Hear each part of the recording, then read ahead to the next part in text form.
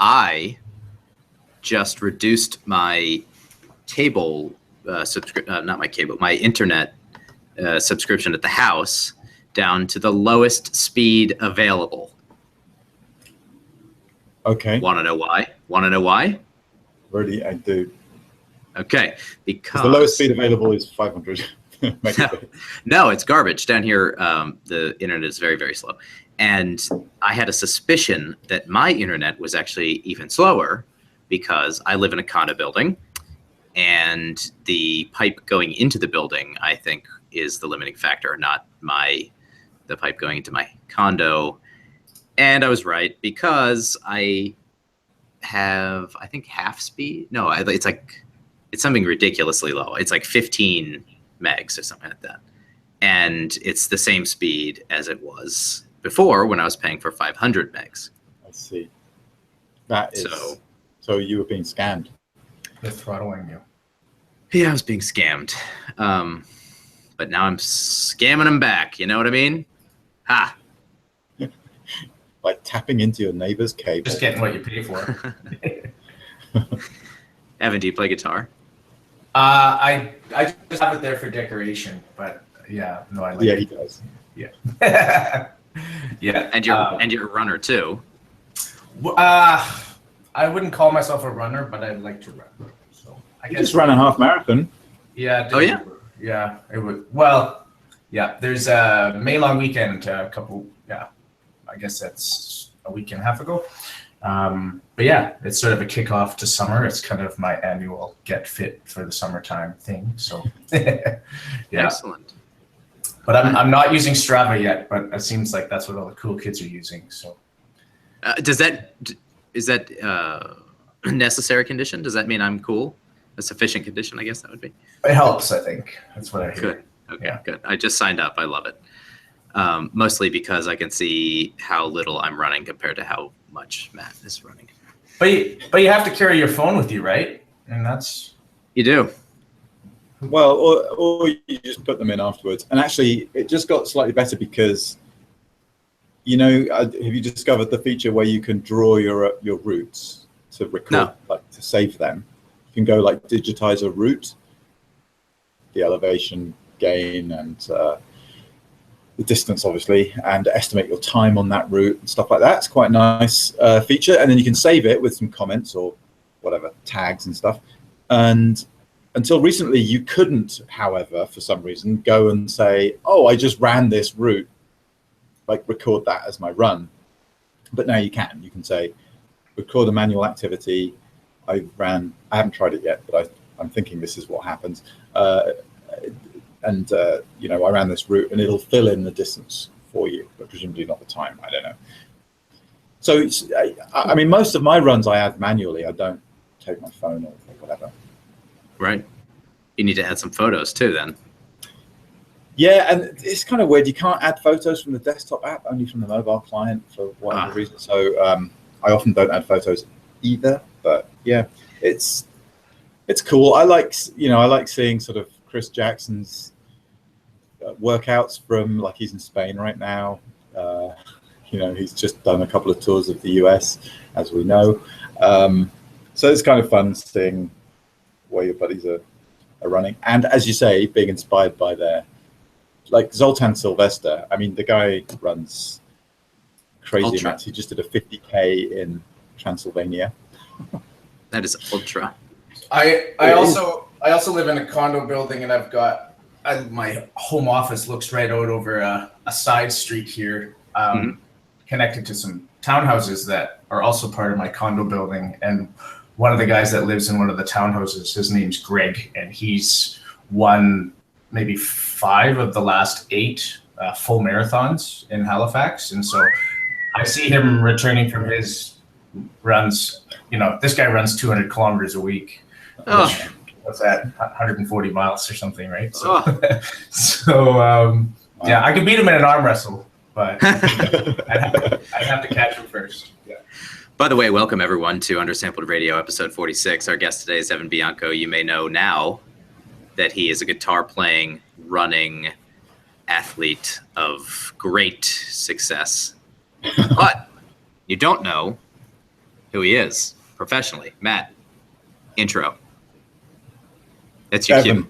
Who are you? We've had Evan briefly on the show before. I think as a part of a double act with, I can't remember who. Tannis. With Tannis. Was it with Tannis? Right. Yeah, cool. So, all around Canadian geophysicist, awesome guy. Also an agile guy, works for Agile Scientific and has done since virtually the beginning of agileness, and lives in Halifax, which is where I am too today, but I'm across town from Evan. What else would you like in your intro, Evan?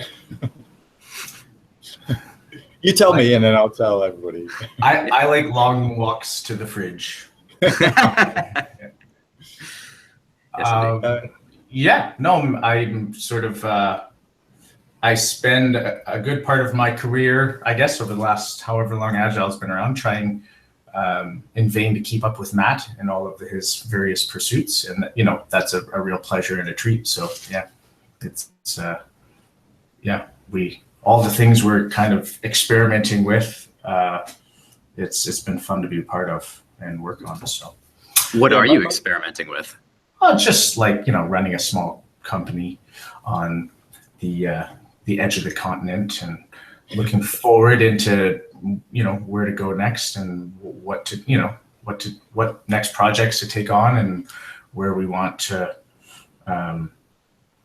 what do we want to do basically? Pretty much everything that comes out of Agile, even if it has one of our names on it, is actually the product of both of us to a great extent.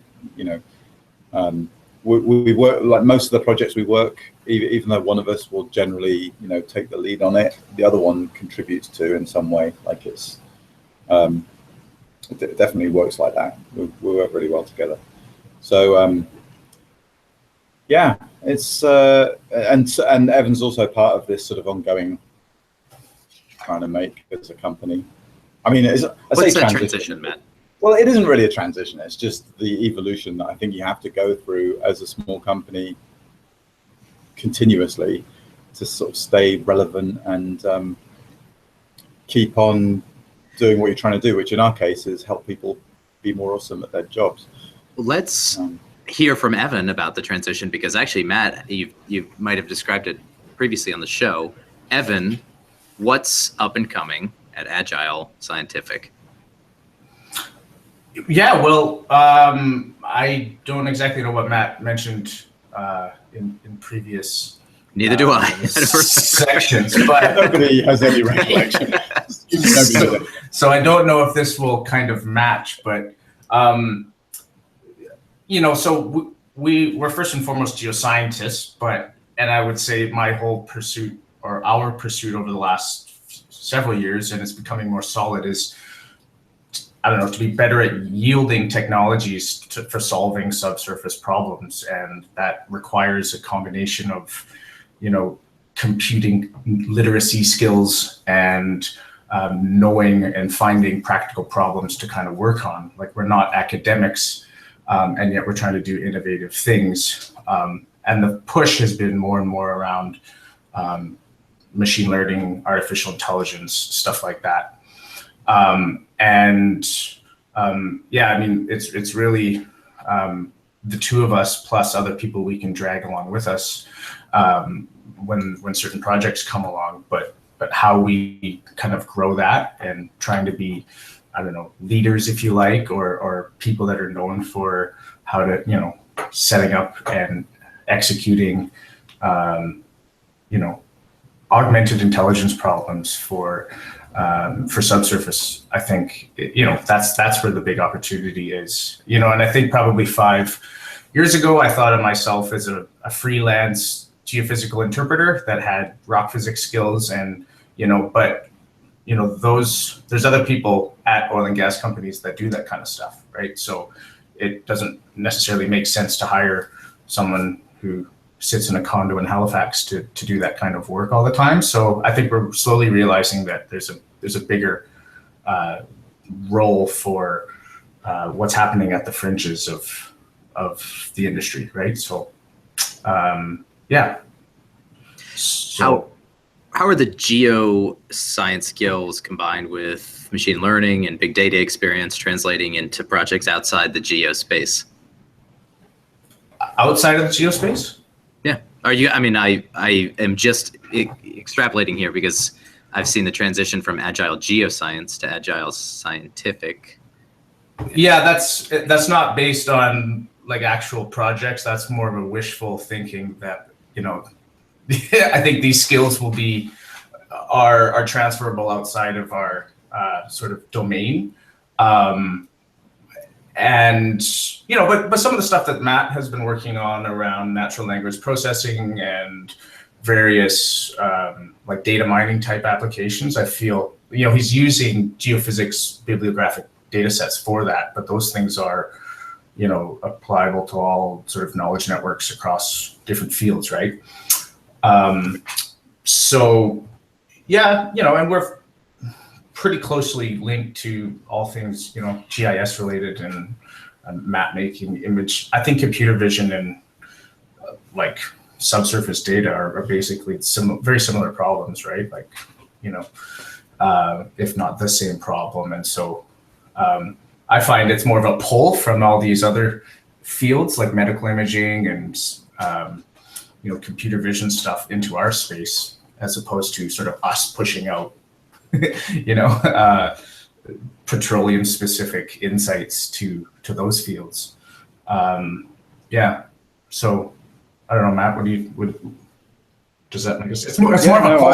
It's more of a pull than a push. It's as much of an aspiration as it is as a description of the sort of projects that we're doing. But, you know, we have taken on more stuff that's got less geoscience in it and more, you know, computer programming or data management or visualization or that kind of thing. So it's kind of more a question of where the balance is and where the fulcrum of the project is. But yeah, I mean, and I, you know, I feel like we're probably not ready to sort of take on a project, and I wouldn't take on a project in like business analytics. Do you know what I mean? It's too far away from what we're interested in, really. Never mind the sort of competency aspect. Like we're interested in subsurface problems. We're interested in scientific problems to do with the Earth. So that, you know, that's where we're going to keep playing. Cool. Yeah. No, I think I completely agree with that. It's amazing to be working professionally on problems like seismic imaging and then go play with a data set about, you know, classic one, handwritten digits or whatever. As Evan mentions, these problems are directly applicable to many, many fields. And you sort of implicitly solve big problems, big general problems with your specific use case. So right on, guys. Keep it up. Yeah, it's more of an approach, I guess, of problem solving. We borrow the approach that other people have shown us on the internet, and we try to apply that to our problems. Right? So, yeah, no, it's awesome. Steal that open source software, make it work for yourself, yeah? Yeah, that's so far. Matt, what's your Keats talk?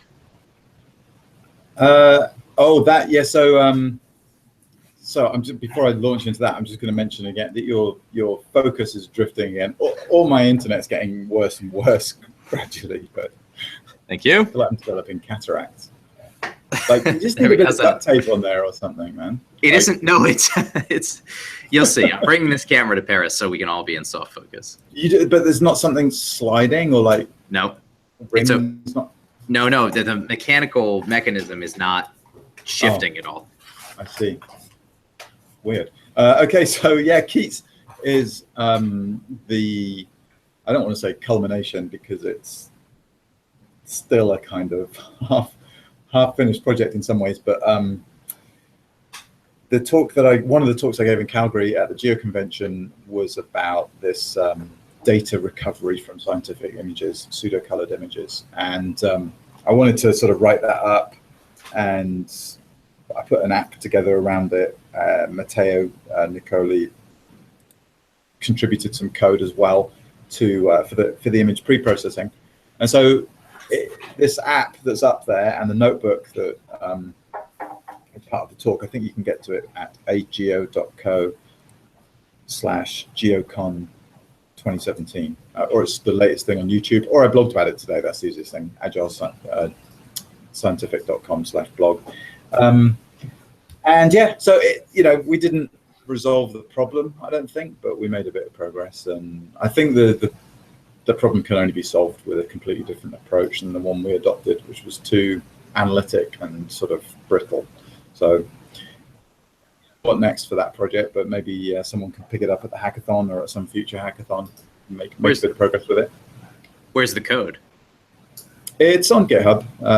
It's on the CSEG GitHub page, which might be github.com/CSEG. I'm not sure, but yeah. And the code is basically just a notebook, or maybe a couple notebooks that implement the workflow in a fairly step-by-step kind of way. And then there's an app, keats.geosci.ai, which sort of the problem is that the thing works perfectly with a perfect example, and imperfectly or not at all with most real examples. That's the problem. Well, that's okay. It's step one. Yeah, it's step one. I was hoping to get to step X, but I'll take step one. But yeah, so I did do another talk there on. There's a little bit of machine learning type stuff in that Keats thing,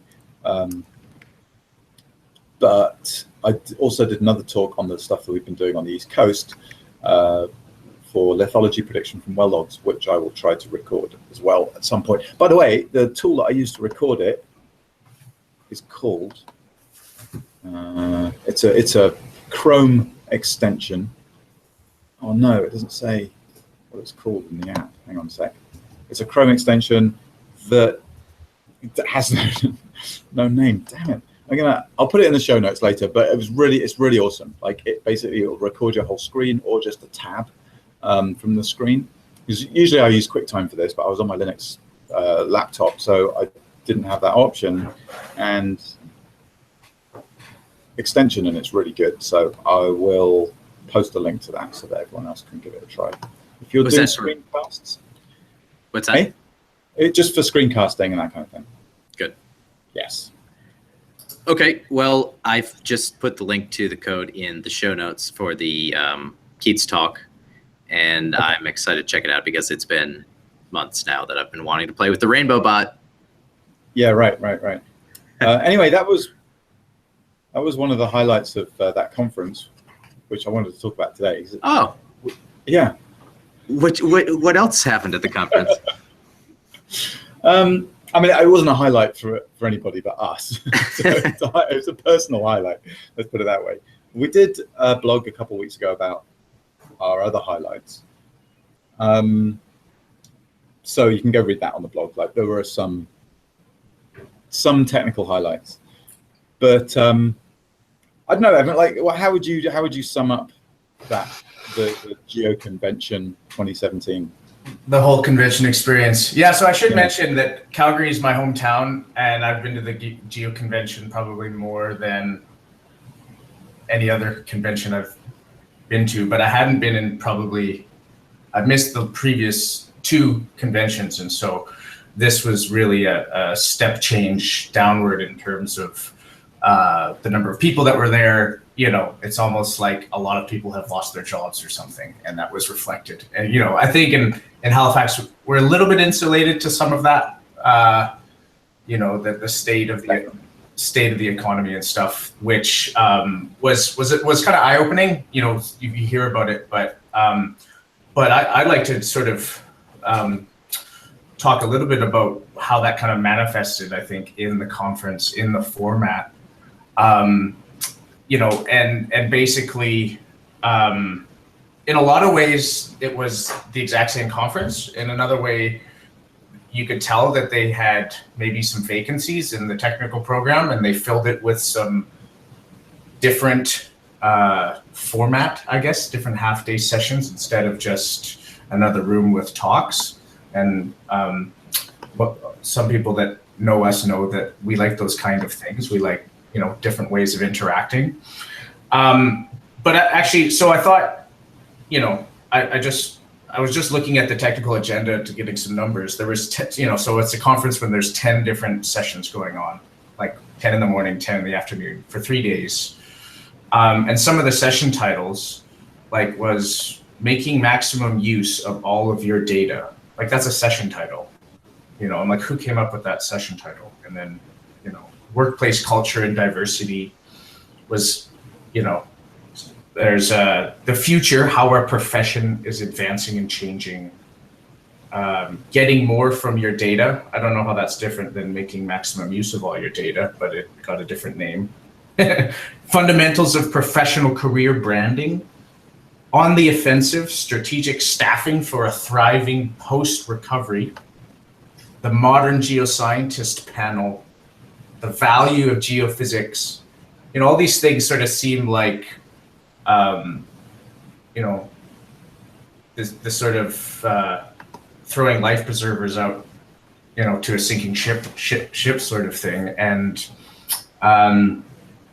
there was a lot more of that. And Matt and I were kind of wondering what caused that. Is it the fact that the conference organizers had gaps in the agenda and that they'd never had before? And then there was this created, they needed a demand to fill the seats, basically. Or was this actually out of the demand of the, the current state sort of thing?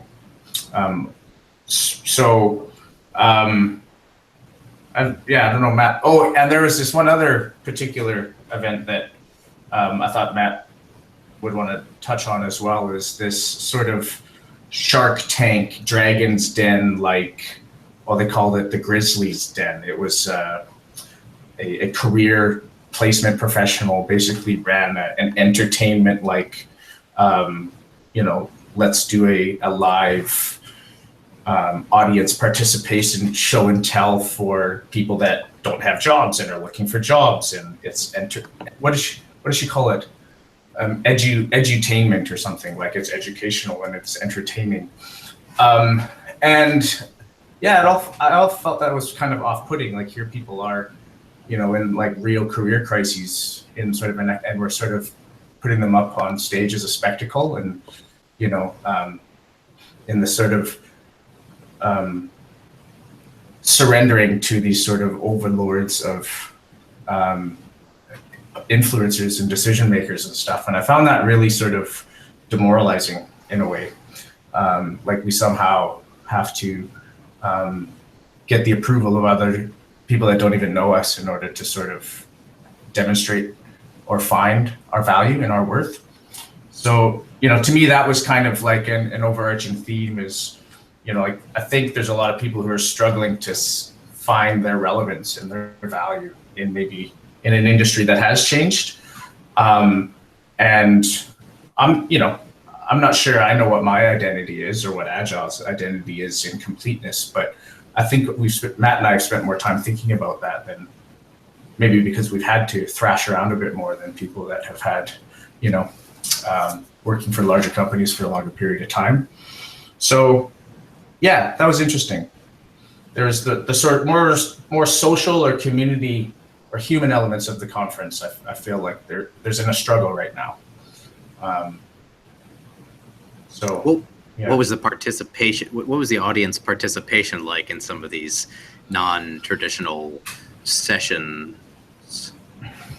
So yeah, my experience is it's people still want the kind of panel at the top and the passing around of the microphone, and it's not really conversational. I'm up top. I'm the guy with the microphone.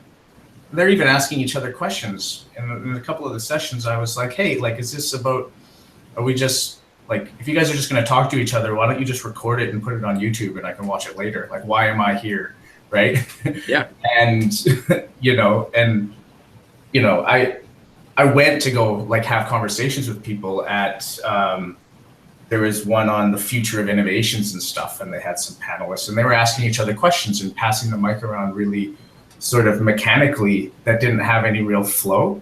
And I'm like, hey, how about, like, I want to ask more questions about that. And, it was like, almost, it's like people, most people don't have the moderation and facilitation skills to pull off that kind of dynamic conversation. You know, if you watch, I don't know, one of these sort of panel news shows on TV, you know, they're fast moving. The questions are quite provocative. There's quite a bit of, you know, real debate, not just kind of people essentially making things up on the spot, right? Because they either didn't know what the questions were going to be or haven't thought much about it. I mean, quite often, yeah. So I don't know. I don't want to just sort of lay into these things. I mean, they're for me, the lack of audience participation was fundamentally the problem. Like that's what it boils down to, is, you know, giving the organizers the benefit of the doubt that they actually put these sessions on to be more participatory and to be more collaborative and to make the conference something that a conference full of talks isn't and cannot be. You know, I hope that's the reason they did it, and it wasn't just like, oh God, we've only got, you know, 7 sessions. What are we going to put on in this other room that we have? Let's ask, you know, Buddy to do a panel discussion. Those are easy. Do you know what I mean? Like, I really hope that wasn't it. So giving them the benefit of the doubt, look, and I absolutely applaud that, because it is, well, it could be a slightly bold move, right? To say, no, let's like have these discussions out in the open and like keep it dynamic, and we'll field questions from the audience and nobody knows what's going to happen. And that could be really exciting. But I feel like they sort of sleepwalked into it, didn't really think about what the community needs right now, which to me is not just a bunch of quote unquote experts sitting at the front telling everybody what they think about the downturn or whatever. It's just not what's required right now. And so I you know, I really hope we see more of it at SEG and EAGE and these other conferences that you know will be at some of these. The thing for me that I think is really becoming more and more apparent is that the tools and technologies are so accessible now. Like, yeah. It's not just the 3 of us having a conversation that like is private. The fact that we are posting it out there, and we don't need to have a huge audience of people tuned in live, but that is kind of out there. It's not difficult to capture some things from each one of these sessions. Like, Matt went to this event on, or this one session called the Modern Geoscientists panel. And, you know, some interesting, maybe even controversial discussions, but was there any outcome? Like, unless you were there, you don't get any benefit. No. You can't, there's no continuance of conversation. And I feel like maybe the tendency is there is like, well, we need to hold on some kind of scarcity. We want people to feel like they're missing out if they're not being there. I'm like, no, there's no mistaking. There's no replacement for like being there and being part of the engagement. But like, one of the reasons why I, you know, idolize or revere the SciPy community is like, there's no replacement for being there, like at the conventions and interacting with people. But you can now you could spend 3 days on YouTube watching every single video that's posted online, and then you could follow up all these awesome people sharing what they know, having impacts, and I'm pretty sure that there's a huge economy around that, both for the conference organizers and for the members themselves. It's, you know, if us as a membership and as a community, we stood up and said, we want to like have our talks shared and put out there, like, let's make it happen. Even some of these abstracts, there was one abstract I saw in one of the petrophysics tracks. It was like 18 pages long, and it had pictures that were like sliding off the page. And, you know, it was garbage, right? But who's the person that was like whittling that down? And like, there should be, you know, I don't even if I was reading, I saw that 2 weeks before the conference started, and I thought, oh, gee. Yeah, but it's why don't they put talks online? Like, I mean, I recognize that it's a little bit, there's an expense to recording things and, you know, having everything somewhat professionally done. You know, you can't just sort of record the talk with a with a smartphone and sort of call it a day. But yeah, I mean, I suspect that it is exactly that they're trying to hang on to the exclusivity and the scarcity of being at the conference. But the unintended consequence is that essentially nobody can see what they're missing. So it's all too easy to just sort of say, oh, well, you know, I wasn't there, maybe I'll go next year. And what it does is just move the conference further and further away from being essential. You know, it just moves it further into the dark, essentially, especially when times are tough right now and nobody can afford to go to conferences.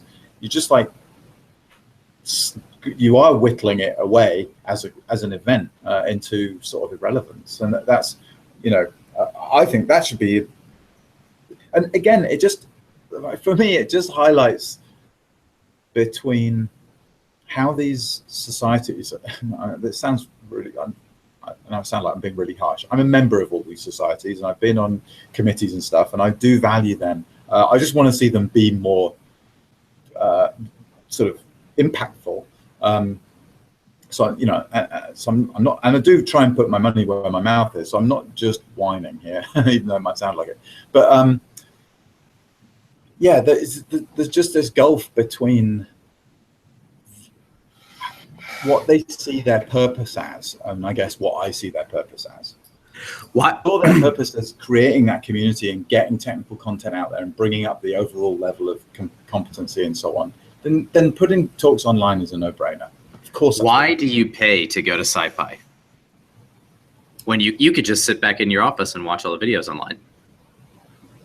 Yeah, well, I mean, like Evan says, they've done an amazing job of creating an experience essentially that is magnified if you're actually there, because there are, you know, it goes way beyond just sort of coffee and meetings in the hallways. Like they actually formalize some of the community activities with things like birds of a feather meetings.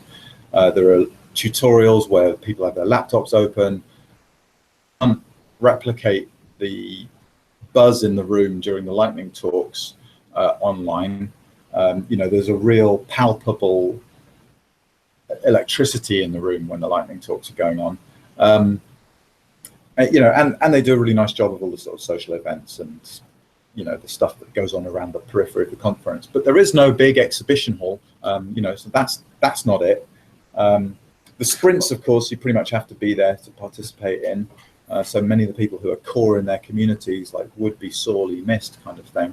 I mean, you know, because they've created an environment where people are missed. Yeah. I mean, if someone doesn't come to SEG or CSCG, who cares? It doesn't make any difference. It's exactly, I mean, people, whether they're there or not. The reason you go to SciPy is if you want to participate. Either you want to learn something, like you show up with your laptop, right? And there's internet, you know, you can connect to. People will help you. People like, you can't go to SciPy, and I'm using SciPy. I'm sure there's other technical conferences that are as good or better in you know, probably in tech circles, but like you can't go to SciPy. You have to try really hard and not get anything out of it. You know what I mean? Like whereas like I felt like at the geoconvention, like I'm trying, like I'm pushing, you know what I mean? As a spectator, and you know, it's not sort of receiving, you know, my need and or whatever, or sort of, you know, the ticket price. But I would argue that, you know, like why would anybody go to a live event anymore when you can just, why would you go to a concert if you can just watch a better recording of something on YouTube or on your home theater system? You know, you go there for part of the experience, and you know, ultimately we are social creatures. You know, but let's face it, conferences aren't like going to a concert, right? Like they're not that good. You know, the quality of the entertainment, you know, I think we're kidding ourselves a little bit too, right? So I think, you know, we have to kind of take back the role of the participant in these conferences, right? They should be at the forefront as opposed to the speakers and all of that, right? And the organizing committee and the coffee break sponsors and stuff. So. Should they allow online participation? Should they allow people to call in on YouTube and ask questions in real time of the presenters? Oh, they're nowhere near ready for that. I mean, they can't moderate what's happening in the room yet. No, yeah, I get it. Yeah, but no, I mean, like you need to have Yeah, I mean, it's yeah, I mean, I think I wonder a lot. Like, I hear in my head, Matt's mentioned me something before in the consulting work that we do. It's like, don't talk to people about necessarily about the tools you use, because the tools don't matter. It's the outcomes, right? And the same thing I would go with conferences. All these devices or tools or technologies, the tools don't matter. Like, what matters is the connection, right? And you know, because why would we spend so much energy like connecting with people? So I would say, do whatever you can to allow people to make the connections they want to make. Do you know? I found it interesting that on the abstracts they didn't even have author emails. So I couldn't send an author an email and ask them a question to like meet up beforehand or whatever, right? So they probably do that because they can't give people's emails out or whatever. But I'm just like, what's the point of this this big trip if you can't connect with each other's, right? And I feel like that's going to become ever more important as we kind of reassemble ourselves as technical professionals in sort of the doing of what's next, right? So that's an interesting idea. I like the idea of one-on-one interfacing of people at conferences. So let's say at the next conference we make an obfuscated email list. You if you sign up, if you register as a conference attendee or as a conference speaker, you get a Graham at EAGE conference 2017 whatever email address, and then you can answer that becomes public, and you can interface with people online or in person when everybody's in the same town. That'd be cool. Yeah, so something like that. Yeah, I was at a Strata conference a few years ago, one of the O'Reilly Strata conferences, and which is sort of big data, basically. That's the sort of general theme. And they had quite a nice concept, which was office hours. So at the end of a talk, the author would say when and where their office hours were. Well, I don't think I'd say where, because there was like a row of, they weren't booths, it was just tables, basically. And every author had like a 1 or 2 half-hour slots, I forget, where they would sort of commit to being at those tables, so that you knew where you could go find them later. And I thought that was a really nice way of doing it.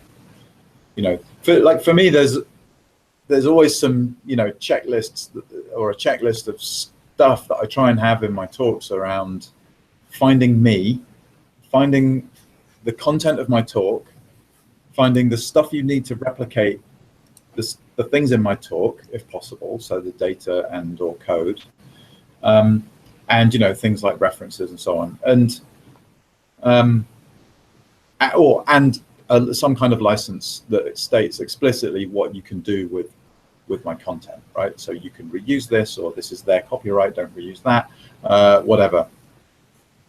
And Evan and I were, well, I think it started off as a joke, but I think we're going to find a way to do this, to sort of basically make some kind of checklist that we can point people to, or give people, maybe even print it out and literally give it to people at conferences, so that when they go to other talks, they can kind of go through this checklist and go, oh, actually, wow, I can't get in touch with this person, I can't reuse any of their stuff, they haven't shown me how to replicate anything.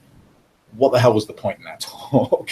And like, and so what we were talking about was, you know, offering a prize, basically. I don't know if it's just like a random draw, but anyone who meets, I'd almost be prepared to like actually say, any talk who checks all these boxes, I will just give them all a prize, like, because I think I will literally be buying free prizes at the end of the conference. Like, you know, so watch out on the blog for that, but we'll do something around that, because I think we've got to face some facts, contributors to the boring part of the conference as well, that we're part of the problem, making these conferences less useful and more about, you know, a thing for my resume or CV or whatever, or just a checkbox on your list of requirements as a grad student to go do this stuff, or even worse, a checkbox for a prof or a professional to get funding to go to the conference in the first place. It's like, oh, I guess if I just put my abstract in, then at least I get to go to Paris. And I mean, how sad is that if that's what we've become, right? If that's all it takes, basically, is a crummy abstract and make a PowerPoint on the plane. You guys tend to go to more live events, whether it's conferences, hackathons, teaching, attending as students, live events than most professional people do. And that, it's due to whatever marketing or wanting to connect with people, help people. But the question is, loneliness. Yeah, that's right. There's nothing to do in Nova Scotia. Do you guys find that there is more participation from the younger generation at conferences and live events like this than the older generation? No. Okay, so no. I've been sitting here trying to find a reference for this while you guys have been talking. I went to a live event last year where Jim Coulter, who's a hedge fund owner or something, whatever, said that millennials are spending orders of magnitude more money on live experiences than previous generations. And now he was actually speaking about entertainment live events. But I have to imagine that that mindset carries over to the professional world as well. So the answer is no. Yeah, I mean, qualitatively, no. It's a function of lots of things. Qualitatively, no. I think partly at the moment that those people aren't getting the funding to come to these things, right? So it's even harder for them to sort of show up unless they're students and it's just sort of part of their deal or whatever. But I feel like they have less. Younger people would have less resistance. I think less inertia to get in with it. You know what I mean? Like, we noticed that in our typing classes. It's a bit of a judgment or blanket statement, but younger people are typically better with the keyboard, right? And so they can usually bang through code faster. And to me, there's a participatory element there. Like they're more better equipped to participate. Yeah, sure. So but I'd say, I'd agree with Matt. It's not like there's no real. I think we've done a pretty good job as an industry of not inviting their voices in the first place. Like we've trained ourselves and them. Yes. And to me, panel discussions are a perfect way to do this, right? Because how do panel discussions work? Well, you ask some sucker on the committee to invite someone, so they ask their buddies because that's the easiest thing to do. And hey presto, you've got a bunch of old geezers on your panel. And sure, most of the panels did have a young professional, did have a woman. There was a little bit of diversity, but for the most part, there wasn't. And I think the way that we do recruitment, the way that we invite participation at events, the way that we build committees, all of these things lean towards, or rather lean away from, inviting participation from professionals. So with respect to sort of reverse ageism, I don't want a young doctor because he may not know enough and cut out the wrong artery, whatever, I don't know. However, that young doctor is probably better versed in the modern practices of medicine, right? Is up to date on research, is experiencing, as Evan says, is more willing to try out new things. Do you think that it's our own shortcoming that we don't trust the new generation of scientists who present, unless it's on a poster? I have maybe biased opinions of what we can be doing more as professionals, because my wife is a physician, and so I sort of see what the medical community does. And like residency or internship is a huge training program where you're like, if you're 1 year older than the person, like 1 year younger than you in the train, like you're teaching them, right? They're constantly teaching each other things. Like mentorship is part of being a physician, and like that's a continuous thing. Like mentorship isn't something you decide to do 5 years before retirement. Like it's something that you're doing as a summer student, as a new grad. And I don't know why we don't have that. Maybe, I think the reasons hospitals do it in Canada is because they need residents, they need the teaching resources, right? They pay them less and it's a distributed thing, but it makes for sort of lifelong learning being an actual like practice, not just a week-long conference you go to and you tick it off your continuing professional development, right? So I was going to mention that. Yeah, right. And so those things I just think are silly, right? Like I have to tell somebody that I participated and did my annual learnings kind of thing. It's like, no, make it actually part of the work, the systems. And the other thing with healthcare is it's very, what's it called? Distribute, it's a distribution of labor, right? Like there's nurses and support staff and technical people. And so I feel like there's more communication in different like roles. And so it just lends itself, maybe it lends itself to more inefficiencies, but it lends itself better to teaching and mentorship. So. Last week, the Louisiana Board of Professional Geoscientists sent a threatening, by the way, email out to all of its members, professional geoscience licensees, that they were beginning audits and they would be auditing your continuing education credits. I look forward to it. Yeah, why do they want that? They because the training companies and the people that run these development courses have a decrease in their revenue and they're trying to, you know what I mean? Like you wonder what's the role of that?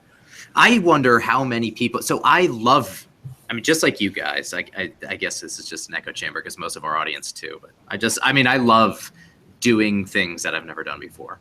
Yeah. And, working with new algorithms, whatever, trying new solutions. And so is the problem somewhat self-motivated? I mean, how do we encourage geoscientists in particular to want to learn continuously? I don't know. To me, that's the notion of what it means to have a scientific mindset, right? Is to have curiosity, but maybe not everyone shares that perpetual curiosity about things, and they're more task-driven or, dare I say, process or engineering-driven towards, doing things.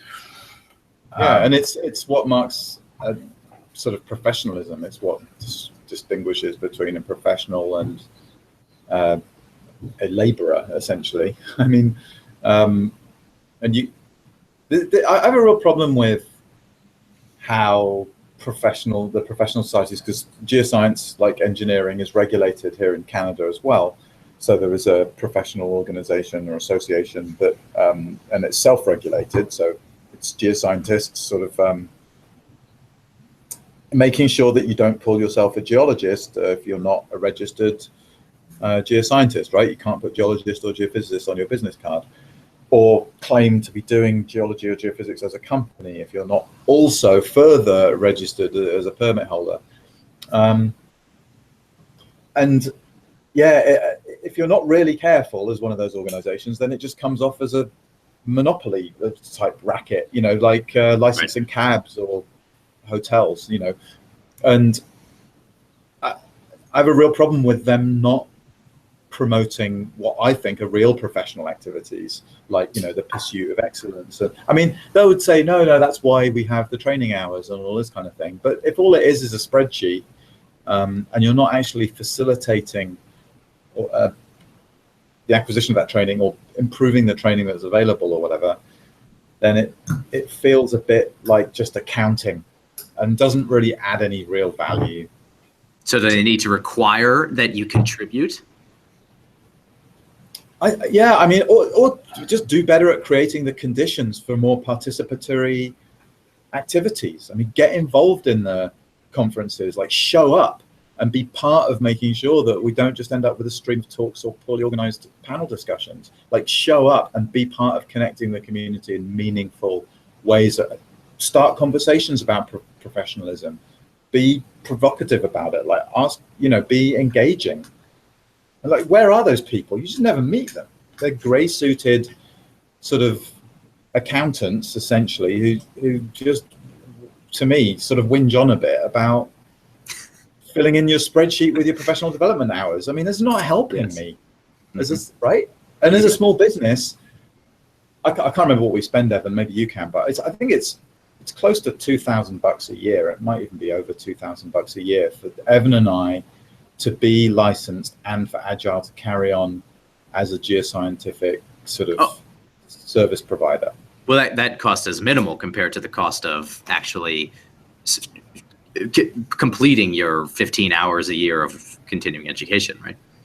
Paying for courses or conference. Well, maybe, except I would do that anyway, kind of thing, right? Yeah, I mean, there's a whole bunch of activities that qualify, and like reviewing papers, writing papers, putting on events. I mean, I just count all of that.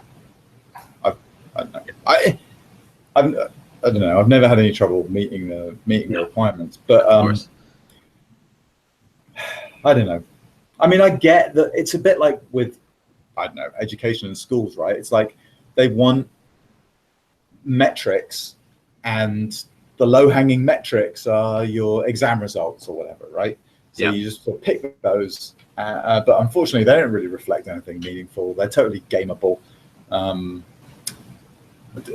you end up with a weird competition going on that isn't focused on the stuff that actually matters.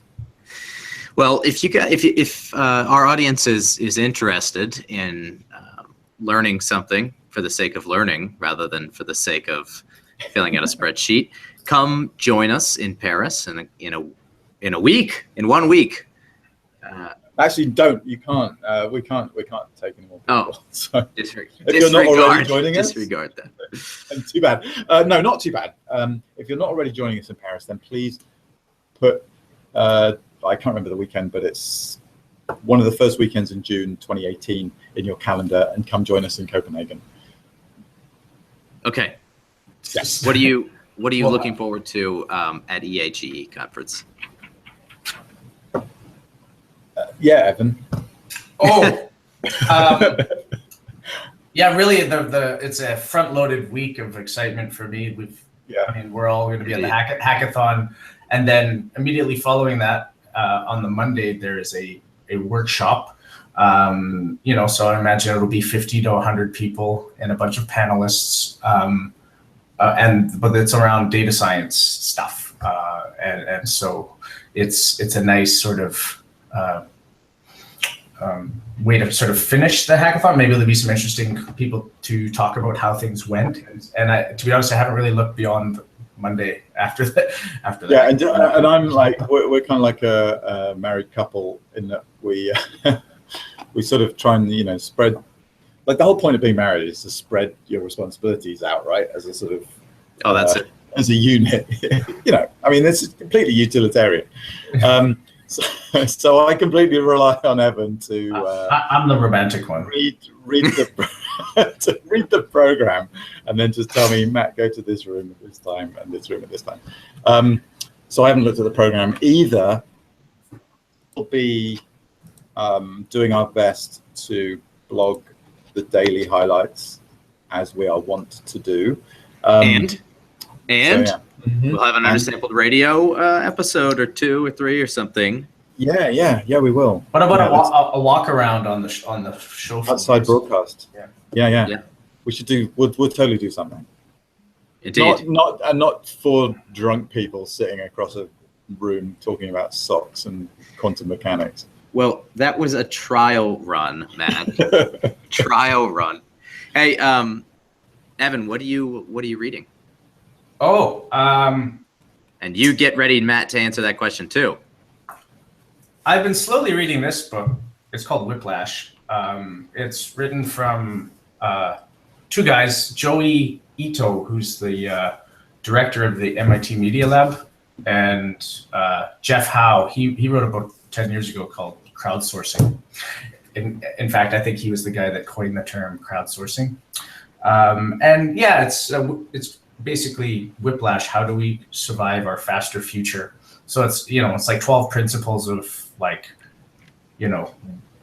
or strategies, I guess, each with sort of stories of how to, exist professionally, maybe in the next 5 or 10 years. So I recommend it. It's got some interesting stories from various people.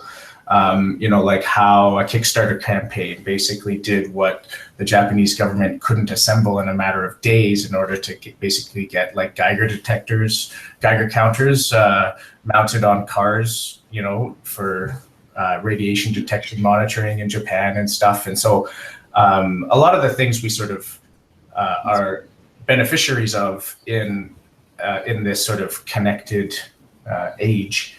And we try to exploit in our work. Like there's some interesting examples of, basically the idea that you don't need as many resources as you used to in order to make things happen and make a difference. And I'm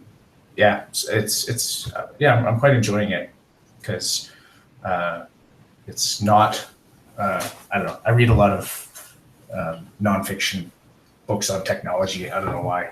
I find them more exciting than novels. Before we went to Matt, I just want to say I had one other comment I wanted to make after Matt talks about his book about professional societies again. But yeah, that's it. Matt, I brought this with me. I don't know if my bandwidth is up to this. Downhill from here. By somebody. Anyway, so it's a description of this guy, Gavin Boyter, running from John O'Groats to Land's End, which, if you know anything about British geography, is basically the top northeast end of Scotland to the bottom southwest end of Cornwall. So it's something like the route that he takes is something like 1,100 and something miles. And he tries to run it in a month. And he's just a regular kind of marathon runner, I guess, sort of 320 marathoner. So a little bit like me in a way, in terms of his running ability. So it's, anyway, part of my kind of attempt to the runner to carry on doing it through the shugly knees and whatnot. Well, keep it up. What about you? Oh, I forgot I was going to have to go to. I'm reading a book called Dark Pools by Scott Patterson. It's about, have you read it? Trading, about these dark trading pools? Yep. It's about machine trading bots, algorithms, sort of a brief history and on where we stand. So the subtitle for the book is The Rise of the Machine Traders and the Rigging of the U.S. Stock Market. So the book was published in 2012, so it's missing quite a bit of contemporary history on not only the global economy and the U.S. marketplace, but also sort of the state of artificial intelligence and trading bots in particular. So anyway, it's good. It's fun. So Evan, back to you. Yeah, right. So back to professionalism with a capital P. One of the sessions on the how our profession is changing at the convention. One of the president, I guess, of the Alberta Association of Professional Engineers and Geoscientists of Alberta gave a talk. There's a lot of text in it, but basically the idea was to update the standard of practice for authenticating professional documents. This actually putting your sort of stamp of approval or of authenticity on, a piece of work that you've done. Like this kind of thing I've never done in a literal way, but I guess, that's what you do when you put your name on something. But it was, the mechanics of how that would actually happen in sort of a digital world was sort of interesting to me. In the same way that we haven't quite figured out necessarily copyright of machine learning data sets. You guys were talking in a few episodes back, again, I think this is an instance of professional societies not really fully understanding the true nature of digital information and digital technology. and really this whole thing was like we, I don't know, like I wasn't totally sure on what the incentive was or the motivation for, putting a digital stamp, if you like, on a geocellular model, or like, am I supposed to put a stamp on a seismic volume that I process? What if there's 10 people, in the pipeline of the seismic acquisition and the processing and the interpretation? Do we all put our stamps on it? And to answer my own question, I think the answer is yes, but we don't need our stamps, but we should actually put our names on it and do this awesome thing called attribution, and we should attribute each other, right? Not so that we can like blame and name call each other when things go wrong or things don't work out or modifications are needed, but so that we actually take back some of the ownership and accountability and individuality in the work that we do, right? But anyways, have you guys heard of things like that happening in other sort of regions? Alberta has probably got 3,000 or 4,000, maybe 5,000 geoscientists in it. It's definitely the large majority of practicing professional geoscientists in Canada. I imagine a place like Texas would have 5, maybe 10,000, right? So, I just wonder kind of what that means, the sort of the professional stamp in this era of, distributed information and collaboration and whatnot. I think that we need a blockchain for seismic data processing, right? I mean, that's a similar concept. But I'm with you. I have clients don't care, I guess, right? Clients care about whether you're successful, right? Whether that thing that they paid for does the job. And I hate to admit it, but the only time that a client would ever go back and look for a stamp is if they were looking to blame, for something that went wrong. Yeah. I wonder what kind of stories or cautionary tales have happened to bring this kind of thing into, that these societies are talking about it. Like what has happened that people have been looking to assign blame, and it makes me a little bit uncomfortable to think about. I think about those 4 Italian seismologists that were put in prison, right, 4 or 5 years ago because of their scientific, statements. And yeah, that whole thing kind of makes me nervous from a dissemination of information kind of level. But what do you think, Matt? A scientific contribution blockchain? Yeah, sure. All right. I mean, I don't know. I think we've got bigger problems, to be honest. I think we're so far from worrying about how to interpretation product. You can't even find an interpretation product. Never mind the fact that all I've got from the interpretation is a screenshot in a PowerPoint at a resolution that makes no sense, misaligned pixel for pixel with other data, which is not to scale, has no CRS. I mean, there's just so many other problems that it's just, to me, just a classic example of a pegger in this case having no clue about what professionals are actually having to deal with on a daily basis. Apart from anything else, the fact that 50% of them are out of work right now, so who gives a damn about? Do you know what I mean? It's just, it seems so weird to even be showing up at a conference like they did with like, here's what we're bringing to this like collaboration, like get ready. It's like, who are these people? And it's such a disappointment because they have, I don't want to say, they've got some kind of, they should be there. They should be at the table. They've got some credibility somehow. They could contribute a lot. The people that are running it have lots of experience, and many of them do, I think, want to see the same outcomes that we all want to see. They're just confused.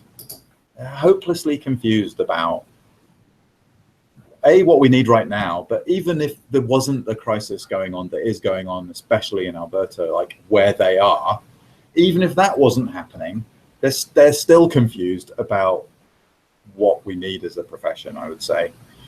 And it ain't that. Yeah, I think it's a symptom of a bigger systemic problem that, yeah. You know what? All of your members are presenting their technical results in PowerPoint. That is a massive problem. I mean, Yes. that's almost a joke, right? How are you?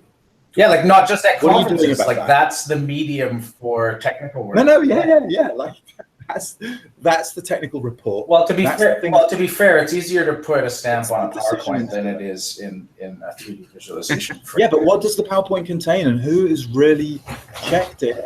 And you can email that file to somebody, as people do, and they can move something in that PowerPoint. I mean, it's not a proper document. It's just it's like a bunch of things in a paper folder. I mean, oh dear, basically. Hey, Matt. But was there an opportunity to say any of that in this session we were in? No. Because as soon as the guy was done talking, it was on to the next old geezer, who was equally, I'm afraid, disconnected from planet Earth and didn't contribute anything, unfortunately, to the discussion either. And so it was a thoroughly unsatisfying. I'm really sorry. I just better shut up now. I need a cup of tea. Sit down. Oh, I am sitting down. Hey, check it out. I wanted our audience to see that. Okay, so if you're listening to this on the radio, Matt is wearing a Software Underground shirt. Yeah, it's happening, guys. It's happening. Software Underground is emergent. Now that everyone from CSPG has signed off, where can the rest of the audience find the Software Underground, Matt? Softwareunderground.org. So the first thing we'll be doing is publishing a rigorous volume of standards for geoscience, the application of geoscience. No, just kidding. Software Underground is all about helping you out in the moment and having fun doing, mostly hacking on computers and stuff like that. Like it's it's not an organization at all, just to be clear about that. The .org thing doesn't mean it's organized or organizable. .disorg. That's what you need. Hey, Matt. Yeah. What comes once in a minute, twice in a moment, but never in 1,000 years? Oh, well, the letter M. Nailed it.